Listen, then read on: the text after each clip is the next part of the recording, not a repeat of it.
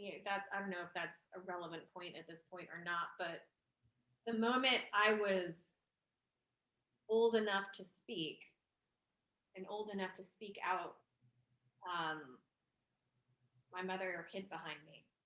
And so, uh,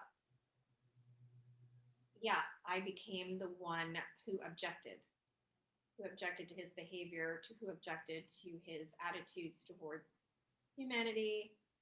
And I objected to the way he treated me, the way he treated my mother, and was punished as a result. My mother had her own forms of insecurity and abuse. She could never leave the house without a full face of makeup. She was constantly insecure about her weight, her clothing. She One of the things I still don't understand about her is she lives in this really alternative universe where people wear like Victorian clothing and czarist Russian outfits on a regular basis. Mm-hmm.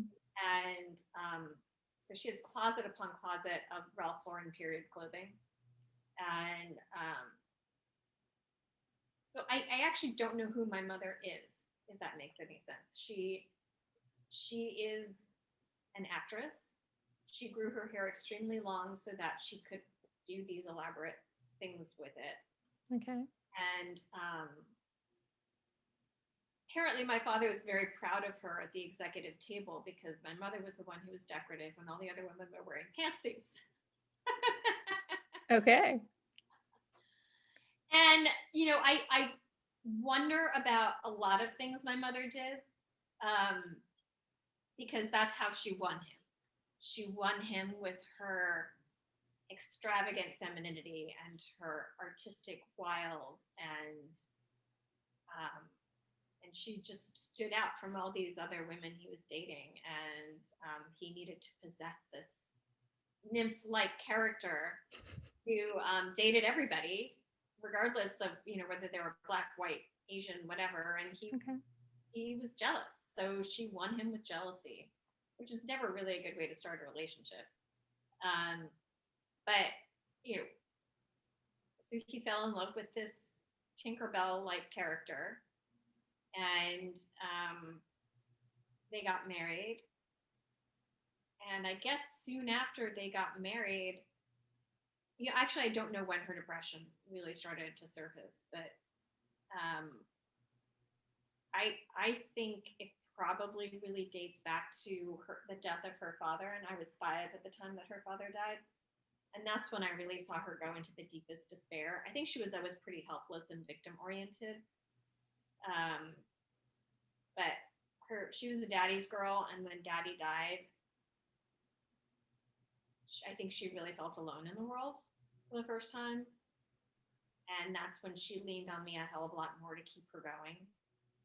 And so at 5, all of a sudden I was making sure that dinner was done and that, the household was running function. Why is a 5-year-old doing this? I don't know.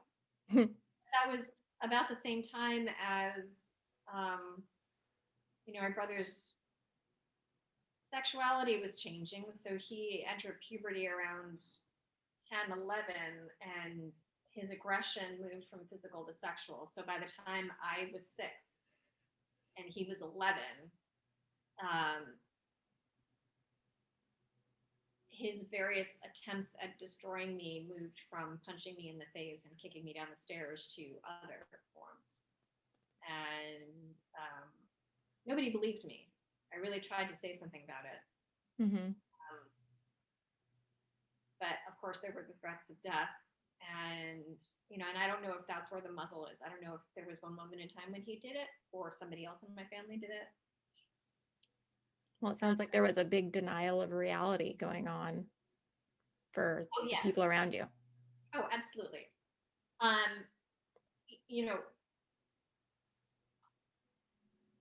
don't know if you've read any of my blog posts. One of the most recent was about big things come in small packages, and the reality that I grew up in New York, you'd think that would be every kid's favorite playground. We weren't actually allowed to play I grew up in a very fancy French Rococo gold-leafed apartment in the Hotel des Artistes on the Upper West Side of Manhattan. You know, you know, plenty of money, plenty of privilege, plenty of access to whatever you would think I should have access to as a privileged child of New York. But it was definitely not the real world. It was it was a show, and it in many ways, as I look back, I feel like I was in a Victorian parlor drama. You know, when my father had cocktail parties, we were expected to perform. I was supposed to perform ballet and, you know, wow the audience. You know, seriously, it was like Jane Austen, and you know, I was supposed to sit down at the piano and prove my skills at certain feminine graces, and that just wasn't who I was. I was a tomboy. I really wanted to just get a soccer ball and express my stress that way, and instead I was in a very formed ballet program. Mm-hmm. And so everything was everything was contained. Yeah. And my summers were spent reading books until my father, at the age of 14, told me that I should go get a job. Thank God, because then I really was able to get out of the house and do my thing. And learn what the real world was all about, because up until then, my real world was going to my private school, which was a great school and I loved my private school. I went to St. Hilda's on 114th in Riverside, and the founding mother, Reverend Ruth, was actually a biracial Canadian who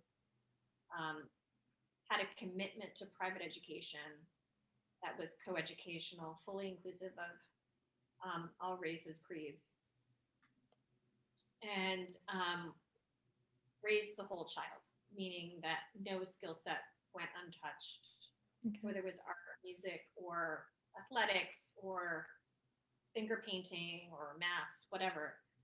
She believed that every child had the capacity to grow in every direction. It was up to them to choose as their skill sets developed. And most schools don't really think about it that way, but she was a revolutionary at her time. And I loved the school. Madeline Langle was the head of the English department, so I grew up very early on in my life, enjoying the metaphysical books of A Wrinkle in Time, and getting into this concept of religion and science being connected, and how do we connect the spiritual and the real, and see that they're not necessarily divided. So I had a total high education. Loved going to school. Yeah, so interesting, because your story of going to school sounds like so far from your home life. And was that something you recognized as a child? I absolutely did. And my parents did not understand why I wanted to go home with my classmates.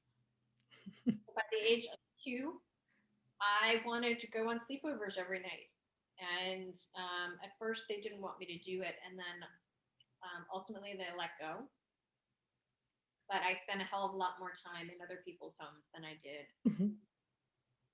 And so you were trying to escape as a child. I even ran away. Didn't get very far, but I packed a bag and I ran to Central Park. Yeah. And my mother, as I ran out the door, said, "Good riddance." I was trying to tell her about the sexual abuse at the time, and she conveniently doesn't remember anything about that, because of course she wouldn't. But it was the elevator men, the doorman of my building, who ensured that I got back safely, even though I would have figured it out. I would have built a tree house or something. I had enough clothes, and I'd find a way to survive, but I was brought back, and my mother didn't even apologize. So it was like, okay, you really wanted me to go. Yeah. And yeah, I learned my lack of value to my family pretty early on in life. If I wasn't behaving myself, I didn't really have a role. Put on the show and be of value that way? Put on the show, run the kitchen. So that was the other thing. Whenever we had a party, my mother expected me to be the one doing the work in the kitchen so that she could go outside. And I don't want to position myself as Cinderella. It sort of sounds like a Cinderella story, but I mean, I actively at the time thought that I was volunteering to do this. It wasn't until much later in my life that I realized that it wasn't a voluntary role. It was something that I had been taught to expect to be my role. And I did it graciously. And somehow I didn't want to be outside talking to the adults. But in fact, I loved talking to my dad's executive friends. Like we had a grand old time talking about finances and the stock market and ethics and morality and all sorts of other things. And I think my mother was upset, maybe even resentful of the fact that she'd produced a daughter who was smarter than she was more social than she was a better cook. Even as a young child. Yeah. She, early on, she asked me to do the green beans because she always overcooked them. So it was interesting. Like there were a lot of things that I did quickly a lot better than she ever did. And so she reminded me in other ways of where I was insufficient. I wasn't pretty enough. I wasn't graceful enough. I wasn't thin enough. I wasn't smart enough. Lots of things. But those were also things my dad said. So I'm sure part of it was the reiteration of his expectations of the perfect daughter. But she wanted me to dress in silk dresses and to be the princess that she always saw herself as. And I had no interest in being a princess. I didn't like wearing. I didn't want to wear sequins shoes or, handmade Italian gold slipper. There were all sorts of things that she sort of assumed girls should do, and I wasn't that girl, and I think I was a huge disappointment to her. Oh, and then there was the incident where I actually climbed onto her sink to cut my hair off because she wanted me to have long hair, and every single time she combed my hair, long curly hair hurts, and so I would scream, and she'd hit me, and she'd say, I wish you didn't have this hair, or something like that. And so one day I was like, well, I'm just going to get rid of this thing that stresses her out so much that she stops hitting me. So I climbed on the sink with a scissor, started cutting off my hair. Oh my God. She found me on her sink. Yikes. I think I was probably about 3, grabbed me off the sink and started whacking me for cutting my hair. And I'm like, well, I thought I was solving a problem. Yeah, you thought you were coming up with a solution. Not so much. Oh, not so much. And spilling juice, that was a spankable offense. Spilling nail polish remover, spankable offense. It's just like all the smallest things that you wouldn't think would, raised extreme responses. And so, yeah, I was very, very, very happy to go to school. And by the time I got to Harvard, I was so happy to never, ever go back. Like, I need to get out of that house. Okay. That makes sense, given the picture you have painted. So I started recording because there was some good stuff coming out, and I'm going to kind of step back and Holly was beautifully painting the picture of childhood trauma, right? And the various ways it manifests.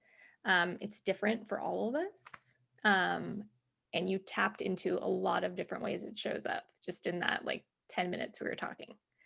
So I just want to,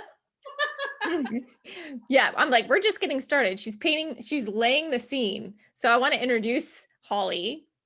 Holly, I know from coach training. This is how we got to know each other. And we're both going through peeling back the layers of the onion, as we've talked about lots of times, as far as getting to know ourselves and kind of where the trauma started, how it informed us as adults, and how we're moving from that space. So let me just say a little bit about Holly. I've worked with her a little bit over the last couple months. She is a 20+ year communications veteran and a lifelong social impact advocate and strategist who has helped individuals and companies tackle the toughest challenges in their worlds. Not only that, and this is where it gets really fascinating, she survived countless setbacks in her life, including 2 rounds with terminal cancer. And she's here to tell the tale of stress, trauma, and the body and how it manifests. And now she is shifting her life and career trajectory to focus on coaching those facing fundamental shifts and transitions as they try to navigate and rebuild their lives and businesses during these crazy times, right?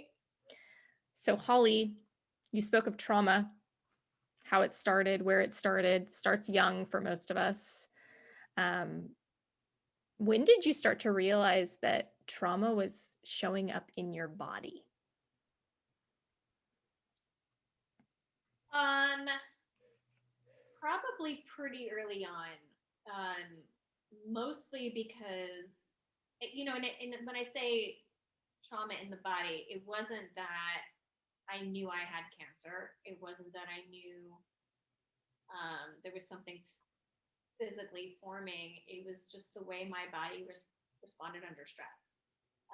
And I'm guessing that a lot of people who have experienced early childhood trauma, meaning trauma that begins around 18 months to 2 years, you respond to somebody yelling at you or hitting you in a way that you contract. Everything about you contracts. Your cortisol levels spike.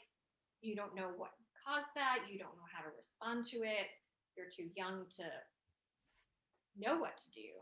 And so you just sort of tense up and you either cry, you scream, you ask why, um,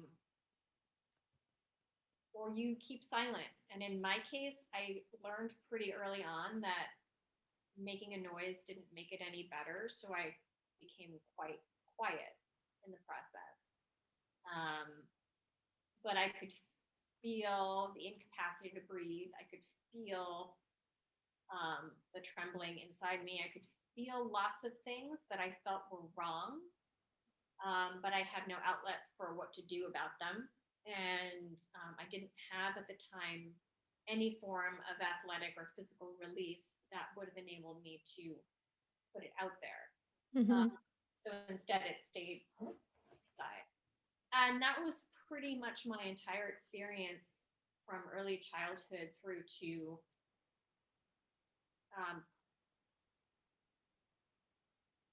so my older brother is, thank God, a healthy human being, because when he was born, I was already 8 years old, and I promised myself that one of us would be normal. One of us wasn't going to go through that. And so when he moved into my bedroom when he was 2, and I guess I was 10 at the time,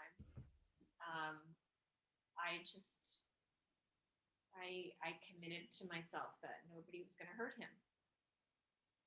And so we became close friends. All of the awkward questions that my parents didn't know how to answer when I was growing up, or my older brother was growing up, the things about, hormones and puberty and sex and religion and how do you talk about these things? My parents couldn't handle any of that. So I'm sure he'd be hugely embarrassed to know this, but I'm not going to give his name on this podcast. When he turned 10, I got him Playboy magazine. And I said, look, you're going to have questions. You're going to want to jerk off. It's totally normal. Don't talk about it to mom and dad. Just ask me. If you have questions, just ask. And we never really spoke about it, and he never really turned to me. But he's always been one of my best friends. And I just wanted him to know that there was a safe place if he ever had those questions. He's very happily married with 2 beautiful daughters, and so I'm thrilled for them. And I hope that something I did helped to play a role there. Yeah, sounds like you helped him to be as well adjusted as he is. I hope so. But the other good thing was that my parents went through 3 life phases. So we're all pretty distanced apart as kids. My older brother was born in 70, 71. I was born in 75. My younger brother was born in 83. So it's like my parents were in very different phases in their lives when they had us. And I think they were in a much calmer state when he came along, and they had space for that, I think, maybe. Mm-hmm. So in many ways, he had a calmer experience with them. So they also had regular ski breaks and trips camping in the summertime. So it was like, it felt with the third child that they finally got it right. Okay. Maybe babied him too much. And this is another thing I was talking about with my therapist is my mother actually breastfed him for 2 years, and that seemed really weird to me at the time. But I don't know what normal breastfeeding is because I've never had children. So Mm-hmm. it seemed like a really long time. It's on the longer spectrum, I'd say, but to each their own. Did she not do the same for the other two children? Well, part of this was the conversation when my dad came to visit last week, because he keeps bringing up the fact that he wants me to come back and take care of my mother again, which of course is never going to happen. And we've had this conversation, but I feel like it's the insane cycle of him bringing it up and expecting a different response to my no, which has been said every time for the last 4 years. But he brought up the fact that when I was born, she experienced sheer bliss at breastfeeding me. And I was like, well, okay. And that she had deep regret at the age of 1 when I turned 1, and she had to stop breastfeeding me because she was taking sulfa drugs, which I guess were dangerous for babies. But the other thing about the sulfa drugs was she was taking them because she had given herself ulcerative colitis by having an eating disorder. So, there's lots of shit going on in my family. Lots of trauma responses. So where the began is beyond me. When it really took hold for me, I think, was around the age of 6 when my older brother started raping me. And I did not know it was rape at the time, because I didn't know what the definition of rape was. I knew it was right. I wouldn't imagine a 6-year-old does. No. But she started putting myself and my 11-year-old brother in the same bathtub, thinking that was normal. And perhaps in some situations it would be if you had a normally adjusted 11-year-old son. Yeah. But because my older brother was not normally adjusted and had a lot of rage and a lot of sexual tendencies that were potentially dangerous, imbalanced, I think we would call him an incel at this point in time. An involuntary celibate, meaning he had a lot of repressed sexual desire. And because there was nobody else who was willing to play with him in school, meaning no girls thought he was normal, so he took it out on the one girl who could say no. So it started with tongues and fingers, and then it moved from that to whenever my parents went out to dinner, he put me on his lap and grind himself into me as he watched porn on TV.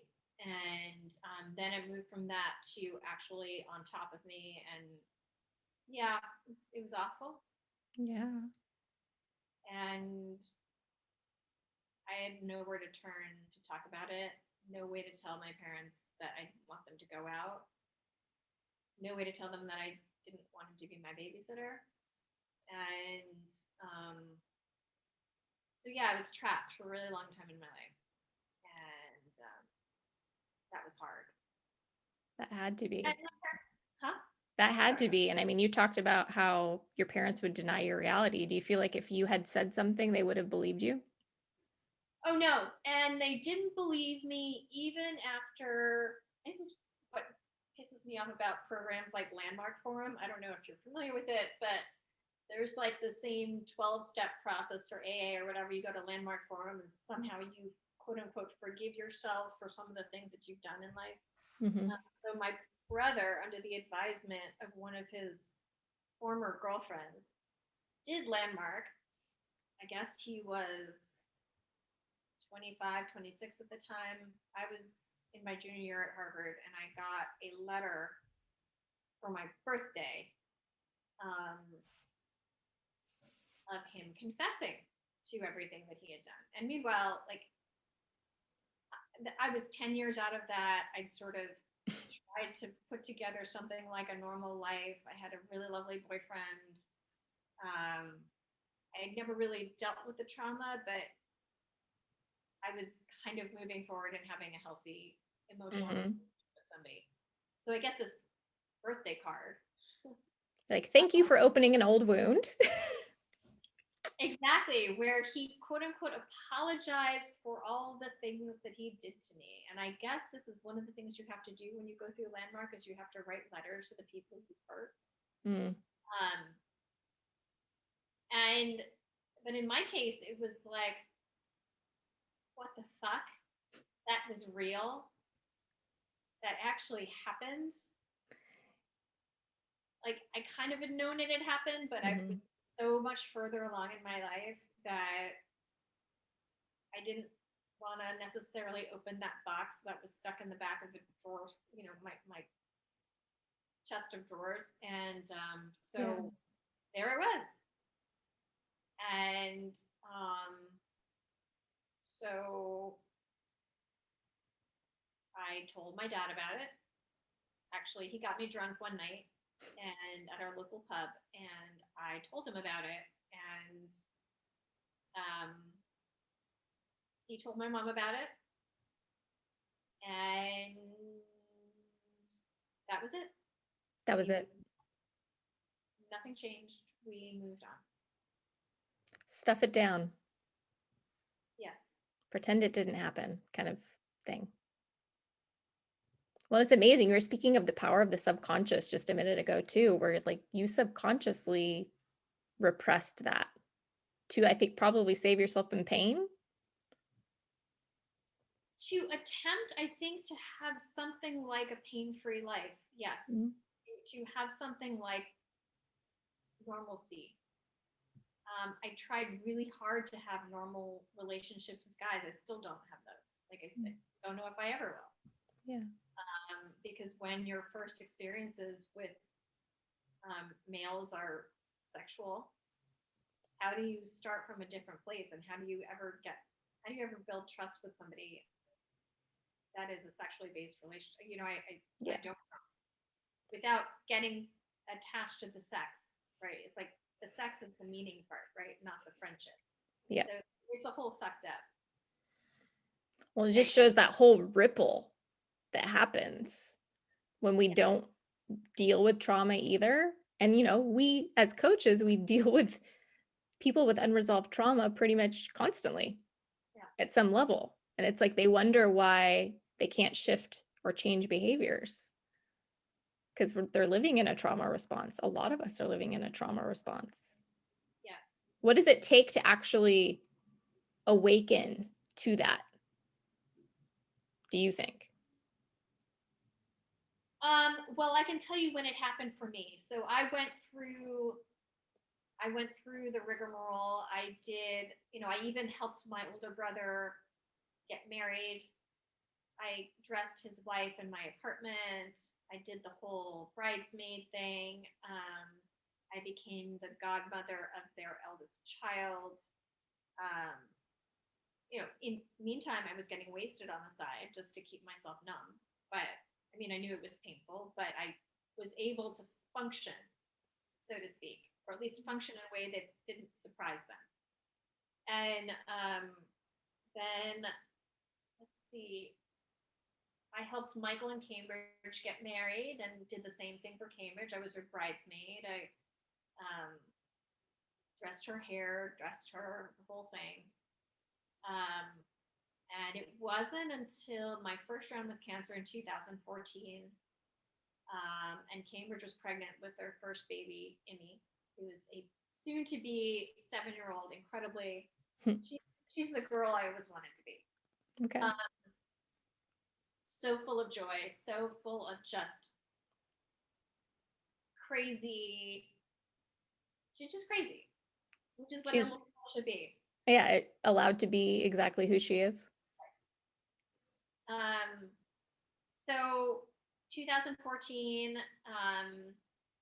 I go through my brain resection. So I developed a very rare form of cancer in my brain.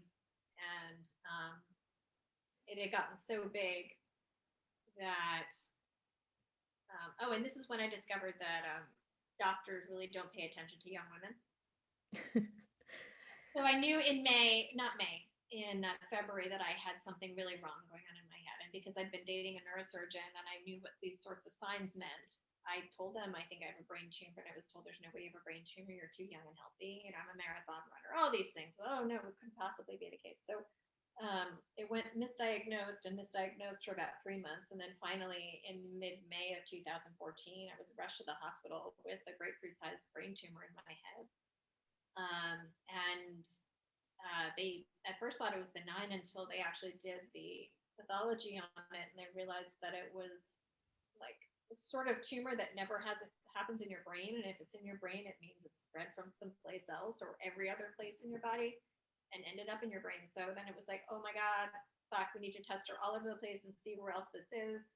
Mm-hmm. And so there was this expectation of imminent death, Yeah. both from surgery and then from whatever came out of the pathology of the tumor.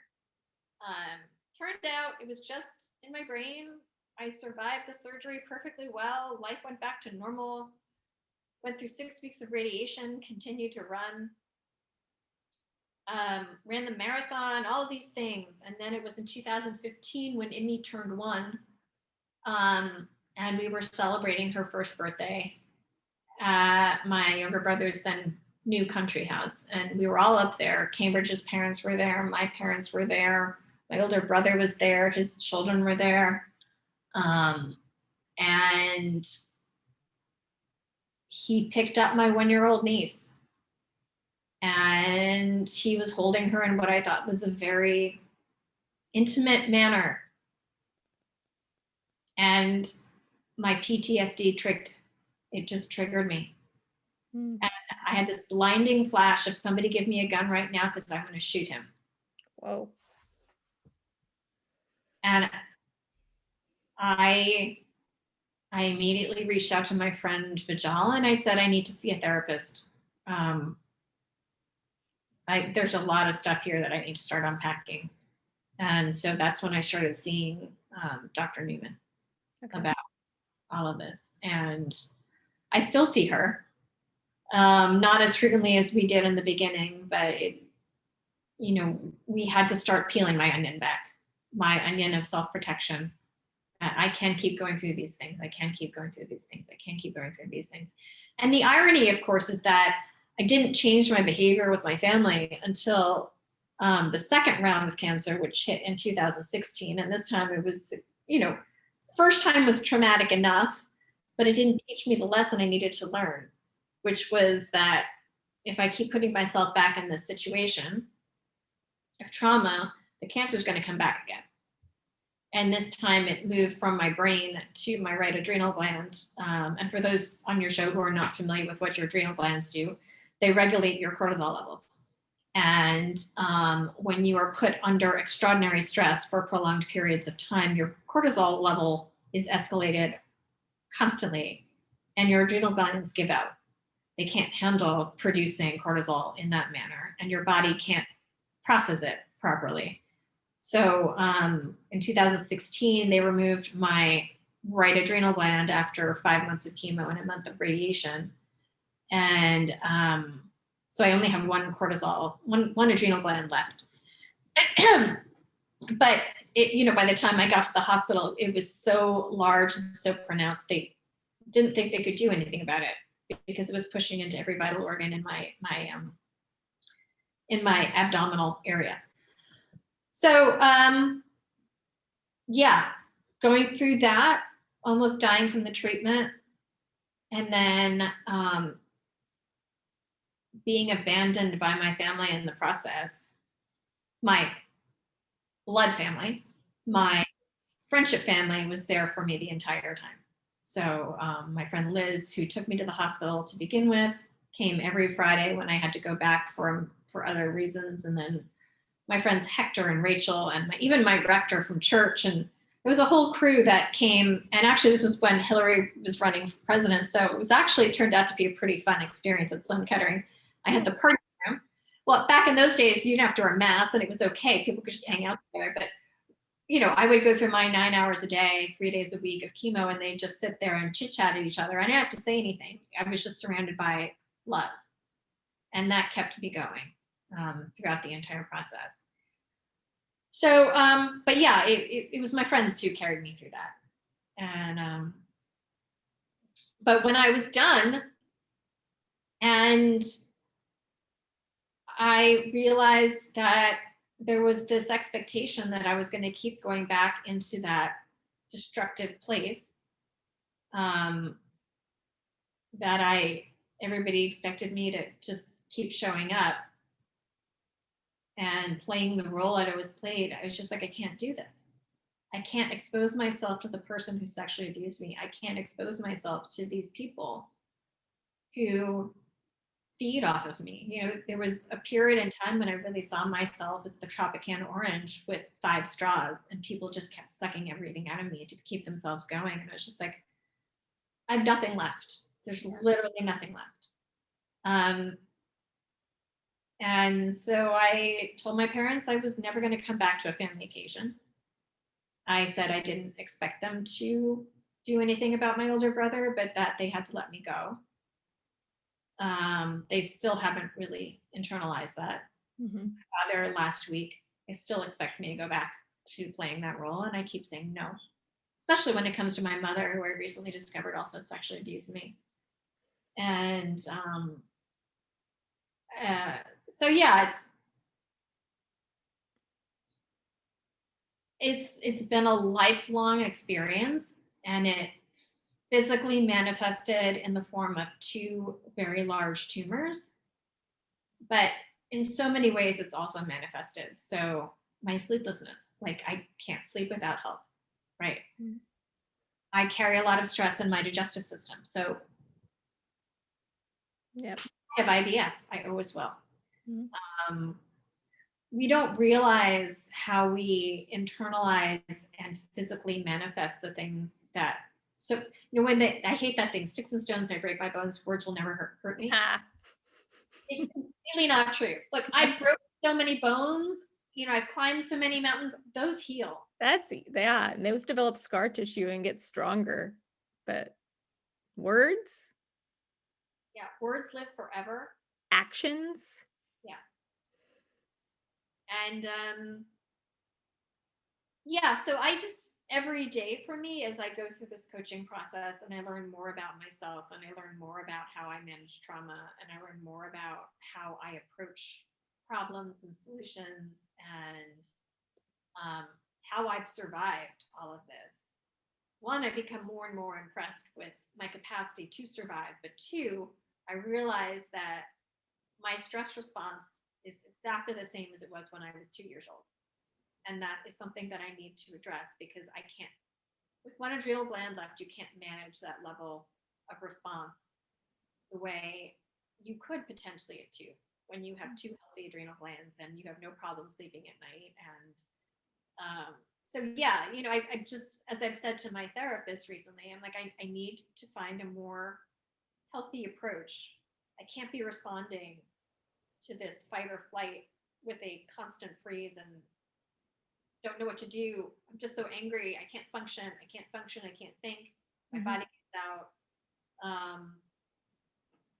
And it's not healthy for anybody. But what worries me the most is I feel as if there's so much knowledge out there right now, and yet pediatricians aren't doing anything about it, and parents aren't really paying attention. And look, this is a white girl from a white privileged background, and I look back at my experience with cancer, and I can tell you flat out, if I had been anybody else, if I had been any other color, I would have died in my own apartment. Nobody would have even taken me to the hospital.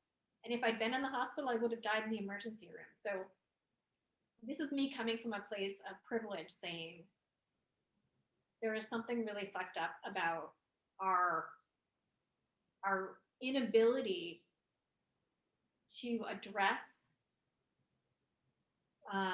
childhood mental health as soon as it appears. Yeah. Because if your child at the age of 2 is expressing abnormal aggressive behavior, or if the parents come from a situation of stress, anxiety, mental abuse, sexual abuse, then at some point the cycle has to stop. Yep. And we're not doing enough as a society. And I can't speak for other countries, but I'm guessing other countries have similar issues. Yeah. But the US healthcare system actually doesn't include mental health. It's not part of your healthcare coverage. Just like it doesn't include dental, eye care, lots of other things. But you can't separate the brain from the body. The brain controls everything that goes on in your body. And if you go through extreme mental stress regularly, then it will have a physical manifestation in the body in some, whether it's hypertension or diabetes or all of these things. And that's what worries me, I think, the most about COVID is, and I said this to my therapist when COVID started appearing, and they said it was creating blood clots. And I said, well, that's not a virus, that's an inflammatory disease. So it's a virus that enters your body and then attacks whatever your weakest system is and blows it up. So, okay, so you're a smoker, it's going to attack your lungs. But if you're, a diabetic, it's going to attack your kidneys. It's going to do something else. It's going to find whatever part of your body is the weakest and it's going to take it apart. Mm-hmm. And I'm just so grateful that I didn't get it, because at the time when COVID came out, they thought they'd found new tumor growth in my right adrenal bed. And I was like, fuck. Well, I could survive another cancer diagnosis, but I can't have cancer and COVID at the same time. No. Strong, but probably not that strong. But it just, we're not paying attention enough to mental health. But beyond that, we're not realizing also that what goes on in the environment around us has just as much a mental stress impact on us as familial abuse. So degradation of our air, of our water, all of these things cause brain trauma, cause bodily trauma. And and I'm not going to get partisan here, but when Republicans say that climate change has nothing to do with jobs or health, it's a lie. You cannot separate systems of function. The air we breathe has an impact. The water we drink has an impact. Happiness in our job has an impact. Happiness in our family has an impact. They're all connected. Whether we like to think of this world as a system that functions together or it doesn't function at all, that is how it works. Yep. And I would just like to have somebody be strong enough to stand up and say, we need to change before it's too late. And I know what is her name? Greta Thunberg was trying to say it. Mm-hmm. I'm not sure how much people pay attention to 16-year-olds from Sweden. But it's not a new cry. I mean, people have been saying this for centuries now, that we need to address our planet with more respect and our people with more respect. Yeah. But yeah, childhood trauma never goes away. It really never goes away. And I talk about that a lot. Like, being on a healing journey is not a one and done. It's constant. And once you've found a quote unquote solution, it needs to be practiced. You don't do it once. You have to remind yourself every day. So one of the ways I got myself through COVID was I created rituals for myself. I know everybody was doing their Zoom calls in their pajamas. I actually, I don't know, you made fun of me because you said that, oh, I don't have that big of a wardrobe. I packed one suitcase, but even in that one suitcase, I can have my pajamas, my workout clothes, my afternoon work clothes, and then my dressing for dinner. Even though I'm on my own on an island, it gave me some form of structure and mental health to know that despite the fact that every day seemed like the same day, I could create a structure and a sense of, I don't want to call it normalcy, but something that made my days feel valuable. Yeah. Yeah. I talk about the value of routine a lot with clients and when I'm on the podcast and on any of my various channels. But routine is powerful. And I think a lot of people don't realize that it's undervalued. Yes. And when I went through, I guess I went through occupational therapy after my brain tumor because I lost left peripheral vision, which means that I actually can't see anything to the left of my head. So I had to go through occupational therapy to learn how to read properly again. And part of that was also learning that you need to have sleep hygiene and the whole concept of routines. It's hygiene. You need to make sure your systems are clean, your processes are clean, so that your brain finds some sense of happy normal, and gets comfortable with it, as opposed to constantly readjusting, trying to figure out what the hell is going on, because that's very hard, especially as you get older. Yeah. Your brain doesn't like to have to learn new routines. So if you can build something in that's really productive and makes it feel good, then the rest of you benefits from it as well. Like sunlight. Sunlight's really good, especially for women. Yes. We diminish that and say, oh well, I can live in the dark. The answer is you really can't. You go crazy. Yes. You go crazy. That's why people, it affects their mood when they don't have sun. So it's a very good point. And we haven't mentioned this yet, but for people that are watching the video, they're going to see the ocean behind you. Holly is in Bermuda right now. I'm jealous. And I joke, she's here and she's not disappeared, because all of us think that you go to Bermuda and you disappear. She's visible. She's here and she's survived countless things that many people would not, which is incredible to me. So it says a lot about your resiliency. And it's like, I think that's where I want to steer things as we try and close, is like this idea of resiliency, and how do you tap into it? I mean, you know that your trauma is something that you're going to be dealing with your whole life. And I feel like for a lot of people listening that are dealing with trauma in any form, whether it's some of the traumas you've talked about or some of the less pervasive forms of trauma we've talked about before we even recorded this. Like I've mentioned in a podcast episode a couple weeks ago about, just parents denying your reality or focusing too much on appearance or pushing you to be something, not letting you be authentically you. It can take a toll. And like you said, like Holly literally lost an adrenal gland, which is how you regulate stress in your body. This is what happens when we don't learn to regulate stress. And a lot of how we learn is what was modeled to us as children, right? We talked about that too before we even recorded. If our parents didn't regulate their emotions, we probably don't either. So how do we go about unlearning and relearning, or kind of reparenting ourselves? What have you found really useful to you? Well, I can't reparent my parents, and I'm not a parent. Nope.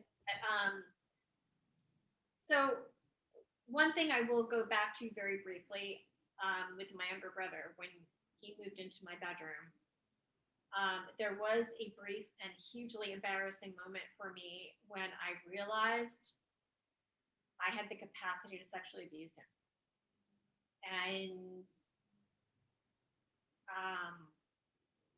I was probably about 10 or 11, and I was just about to do it. And I was like, I had an out of body experience and I saw myself, and I'm like, what are you doing?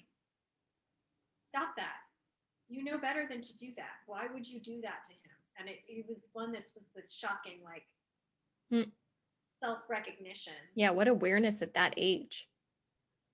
I don't know what triggered it, but I did.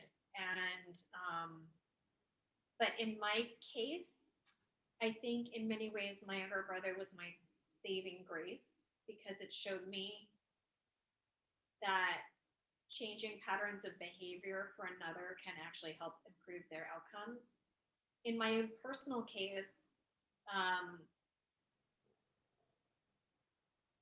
because I lived in this world of sort of conflicted expectations, meaning I had high expectations for myself. My dad had high expectations for me, but everybody basically poo-pooed on whatever. So I'll never forget this fantastic dinner before I went off to school at Harvard, and my dad basically ripped me apart saying Harvard was a useless school. And I was like, I have to defend Harvard at a dinner table in a What? restaurant. And I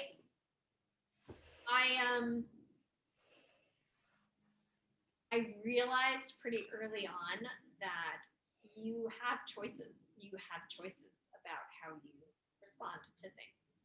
And when my cancer diagnoses came down and the expectations were that I would die, I was told that both times.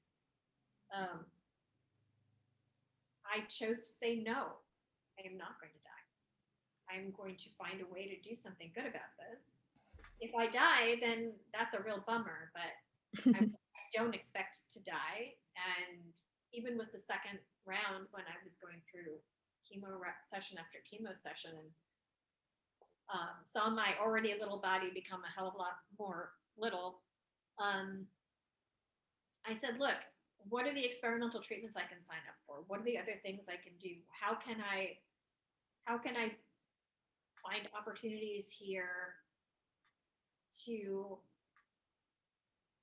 if I am going to die, how do I leave a legacy that I'm proud of? And how can I make life better? I don't even know how it all happened, but like I'm so solutions and opportunity focused as a person. Like every time, and I've gone through severe depressive spells and I know what those feel like. And when I go through them, I do just want to lie in bed. But I also know that if I did that, it would just get worse and worse and worse and worse. And so I knew when cancer came through my door, I was like, I can't let this stop me. Like, my brain is too strong for this. My body is too strong for this. My will is too strong for this. There has to be something I can do. And, and I didn't do it alone. I had a loving community of friends who were there. So if I'd had to do it alone, would the outcome have been different? Maybe. Mm-hmm.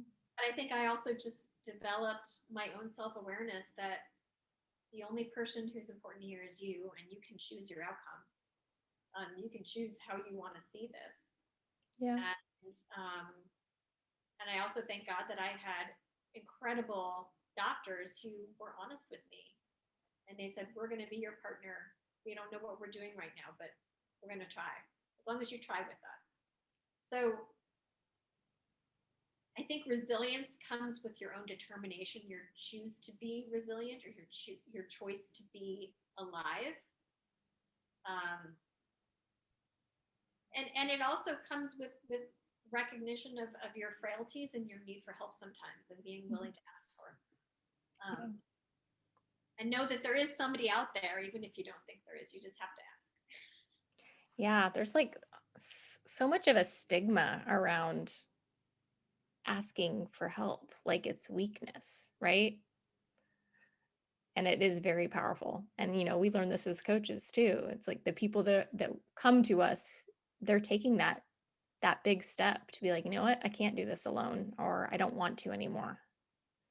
And that's what we kind of come to as individuals too, as we were on our own journey. Like, I don't want to do this alone. I need the support of other people, but like you said, kind of the right people too.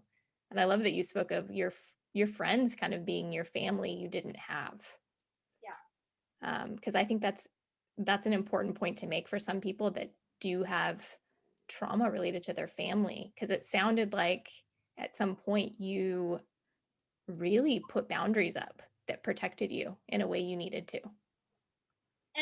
And I wouldn't have known to do that if I hadn't had hyper aware friends who saw what was going on, and were also equally honest with me about what they were seeing, which they knew.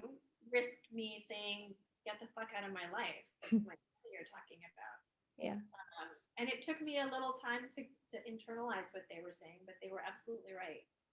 Um, and yeah, your friends are the family you make, the family you choose, Mm-hmm. and they do exist. You just have to be very careful as to who you allow into that circle of the cone of silence, so to speak, or whatever, the protective zone of what you really want to share and what you don't want to share. But in my case, I find the more I share, the more people know that they can do it too. And so I choose to share almost everything. Yeah. I mean, like this, you've boldly shared a lot of what people would find very vulnerable or intimate stories that they wouldn't be feel comfortable sharing. And I think that's amazing because, like you said, I think there is power in us telling our story. Do you feel like it's somewhat of a release or it helps you process your own trauma? For sure. And it's kind of what my own podcast Surviving Matters is about. I interview people who've gone through miscarriage after miscarriage and the toll it takes, especially on the mother, but the father as well. Mm-hmm. And formerly incarcerated prisoners and what happens when you enter into a system where education isn't the option, crime is.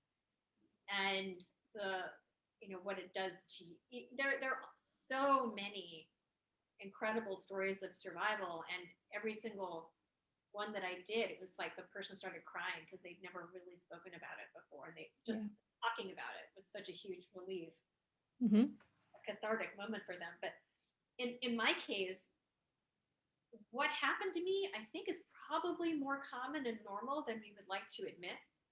And we need to normalize it, just like we needed to normalize the LGBTQ lifestyle. Like, that's not a choice. That's a reality, and it is normal. Maybe it is not normative, but it is normal. And I'm so proud of the colleges who openly shared their data about rape on campus, because it happens a hell of a lot more than you think. And if it's happening on campus, it's happening a hell of a lot more in households, Yeah. especially amongst young children. Um, and until we start airing our dirty laundry and really addressing it, just like COVID had to show the injustice in our healthcare system, we're really never going to get better as a society or a world, because it's still going to be a stigma. Like mental health is a stigma, and we get nowhere by hiding these things. Yeah. And I have this kind of personal mission to destigmatize healing because I feel like there's a stigma around that too. And that if we need to heal, we must be broken. And none of us are broken. I mean, you've been through a lot, and a lot of people would look at your story and probably be like, oh my gosh, you should be broken. But a lot of it's like the perspective we choose, the story we tell ourselves, and the way we work through the trauma, like you're doing every day. Yeah, and it kind of calls to mind one of my favorite Pink songs. It's "We're Not Broken, We're Bent," and it's true. We're a little bent. There's breaking the human spirit, as long as the spirit is willing, is impossible. I truly believe that every single person is greater than they appear, as we learned in coaching. Like, we are all wiser and greater and more powerful than we think that we are, and we don't know that we are until we put in a situation where we have to make a choice. Yeah. And I hope all of your listeners choose to live, because life is a wonderful, wonderful, wonderful adventure, regardless of its challenges. Yeah. Regardless of what trauma you may have lived through to this point or are still experiencing, life is worth Absolutely. living. Well, this has been really great, Holly. I know you're on LinkedIn. I'm like, where can people find you? You're publishing blogs. Tell Yeah. us where we can find you. So Lauren and I just launched my website, which is hollylynch.me, but you can also find me at Holly Lynch on LinkedIn. Facebook has kicked me off, not that I really care. So you're not going to find me there.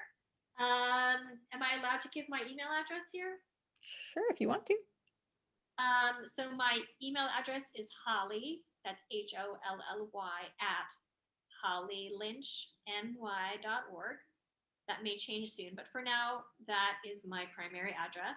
And I would love to connect with any and all of you if you are looking for support dealing with trauma, facing your family, Mhm. changing behavior, living a more stressless life.